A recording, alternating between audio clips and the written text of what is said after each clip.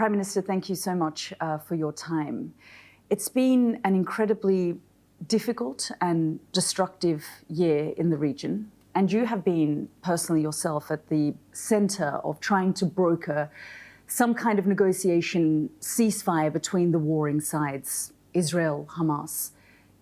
Can you just let us know where those talks are at now, and are you any closer to reaching some kind of agreement or deal before the new Trump administration arrives in January? Well, thank you very much, Hilda, for this opportunity.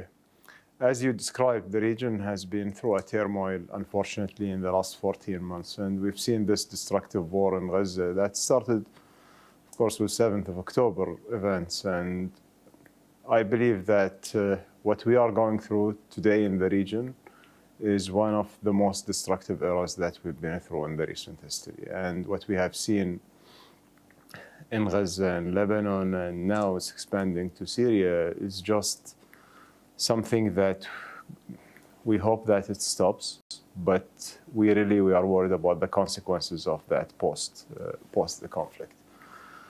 Qatar, since day one, took the position to hope to prevent that escalation from expanding and trying to find a solution to bring back the hostages to home and find a solution for Gaza and for the situation in Gaza. Unfortunately, this worked out in November when we managed to release 109 hostages in exchange of 250 Palestinian prisoners, but this didn't hold up. We are hopeful. We see now some momentums and some statements.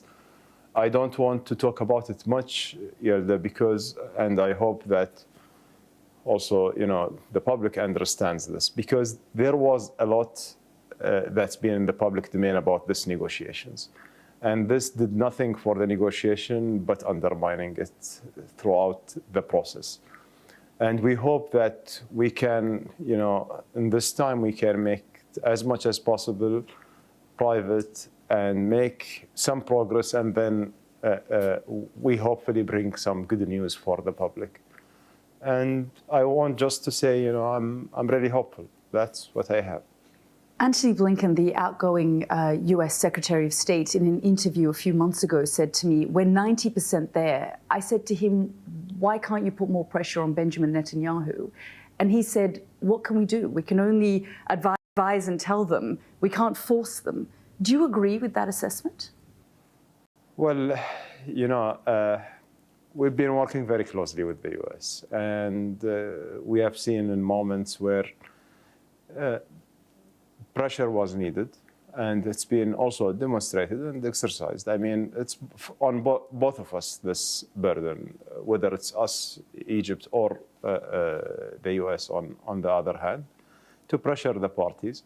But there are limits also to the expectations of the pressure. It affects us dramatically as a state, being a convening power, a negotiating power, because with the time it will affect our credibility that we have. It took us years to build in this world of mediation. And sometimes, from the outside, people doesn't see the complications of what's happening in those negotiating rooms. But I hope that us and the US and everyone will do our maximum pressure in order to achieve the deal. You said at times it impacted the credibility of Qatar. I mean, there were critics in Israel saying, why are they keeping Hamas in their country? Can you respond to that and talk about why Hamas remains in Qatar?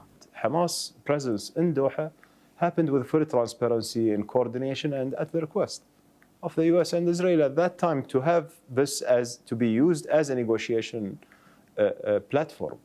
And that's been the purpose for this political office throughout the year. Since the war in 2014 until 7th of October, there are plenty of ceasefires that's been brokered through that office. There are tons of situations where we have prevented an escalation from the beginning in order not to put ourselves in a situation like what we ended up with in 7th of October.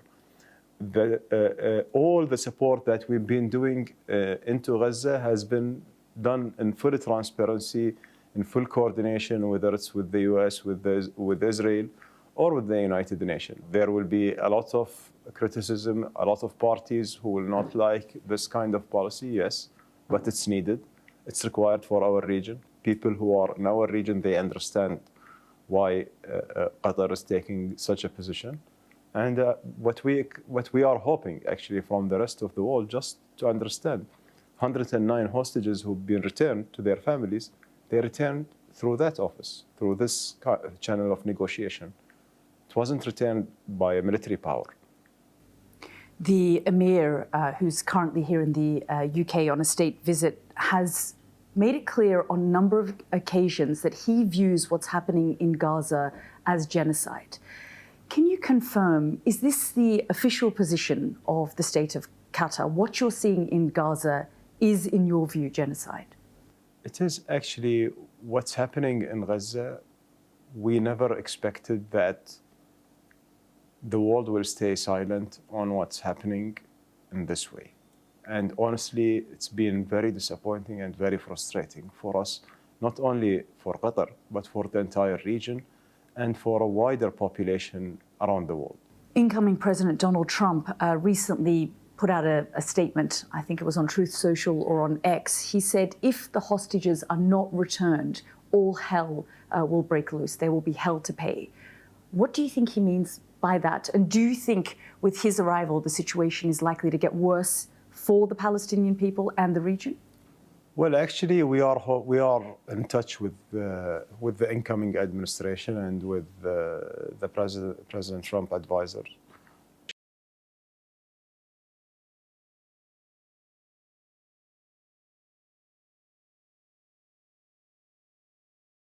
Situation before the president comes to the office, because we have priorities to stabilize the situation in Gaza. We have priorities in order to restore regional security. And such a statement is expected, and we hope that it will work and it will be delivered to both parties in the same manner, that this situation needs to end. So he's made it clear in the conversations that you have had with him and his team, he wants this resolved by inauguration. Yes, yes. He's made that clear. We had heard this from his team, at least as I recall the conversations that I had and I engaged with them, that they want this to be resolved now, today even. So are your teams now working to try and make that happen? We are trying our best. We've been doing our utmost. As I mentioned to you, I don't want to speak much details. I'm trying to protect this process as much as possible.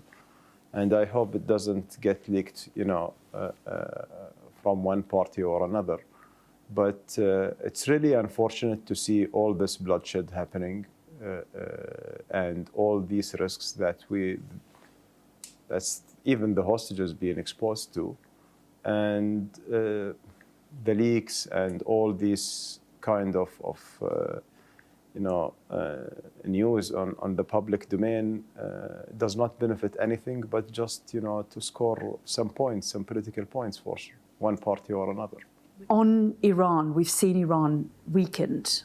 What advice would you give to Donald Trump on the art of the deal when it comes to dealing with Iran? Well, I think it's not about weakening or strengthening. I think, at the end of the day,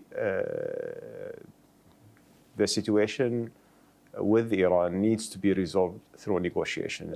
What we have seen also from our engagement with the president of Iran, the current president, the current foreign minister, they've been very positively open to engage in a good faith and to engage constructively with whether it's President Trump or even with the current administration in the US. I think there is a lot of risks in the coming period, but there are plenty of opportunities, and I hope that everyone sees these opportunities. As we said, you're here on a state visit. The Emir is here. You yourself have met with Keir Starmer as well. How would you place the current relationship with the UK? And you've also spoken about the fact that Europe, the UK, the United States does need to step up when it comes to the conflict in Gaza, for example, and other regional issues. Well, we are We are really glad to see this state visit as a celebration of a relationship between two countries where loyalty became in short supplies in the world, unfortunately. And we've seen this partnership between the UK and Qatar in the past decade has been progressing and being taken to another level. And it's not really a partnership in a single area, but it's a multi-dimensional when we look at it from a defense perspective, the joint squadron that Qatar and the UK have, and this has never happened, for example, for the UK since World War II. And Qatar to be the country that has such an arrangement with the UK is just a demonstration for how strong is the trust between the two countries. Prime Minister, human rights activists have also tried to put pressure on the Prime Minister to discuss with Qatar its human rights records. What would you say to them? Well, it's unfortunate sometimes when we see all this criticism in human rights or what's so-called human rights records in Qatar. We are not saying that we are a perfect nation or a perfect country.